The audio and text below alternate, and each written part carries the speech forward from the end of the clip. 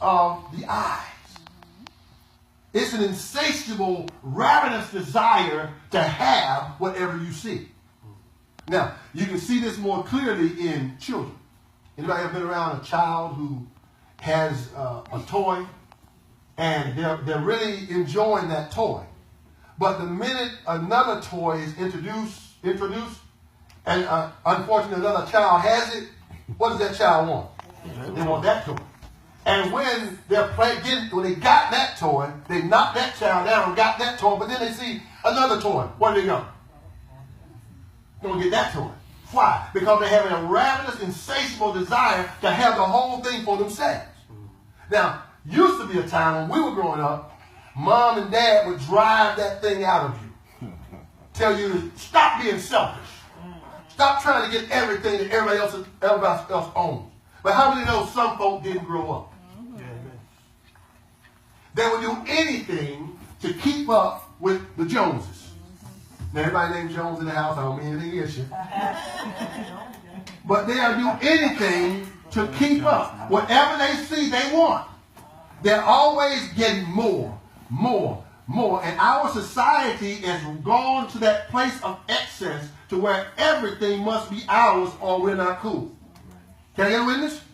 Do you know that the United States spends 80% of all of the commerce of the world?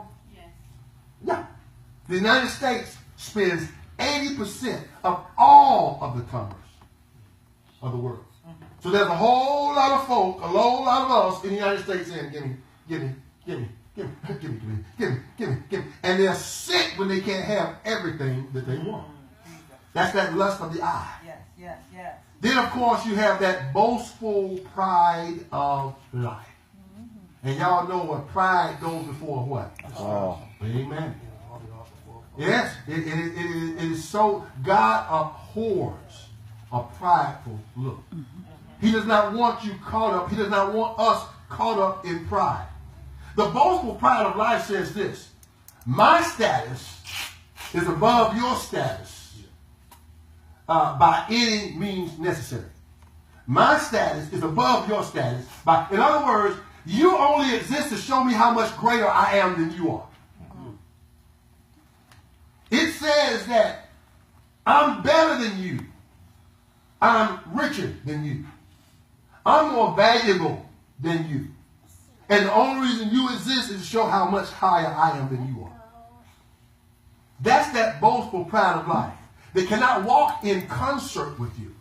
It must always be in competition with the person next to them. Their house has to be bigger. Their car has to be finer.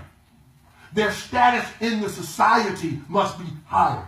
And they are going to continue to tell you how much greater they are than you are. Your ideas are no good. You could have said the same thing I said, but I did this. So therefore mine is greater. That's that boastful pride of life. And they don't mind telling you how much greater they are than you are. And you don't have to look far beyond the TV set, guys. It's right there. Telling you every day, you're not as good as I am. So therefore, just take what I say and do it. But how many know this is not of God? This is of the world. Somebody say, a changing world. A changing world. These things do not come from the Father. That's why they fight against us. Because we have had a change placed upon our lives through our belief in the work of Jesus Christ at Calvary. There has been a change in me. You ever heard that song by Tremaine Hawkins? A change has come over me. He said, he changed my life, and now I'm what? Free.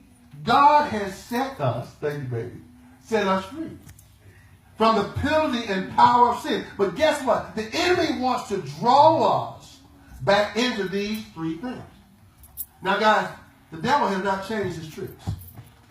He is still tempted with the same things that he tempted Jesus with when he had in the wilderness. Lust of the flesh, lust of the eye, and the pride of life. Those same three things are what he tempted Jesus with in the wilderness. But what did Jesus tell him? Man should not live. But by what? Every word. And that's the way we live. By every word that proceeds from the mouth of God.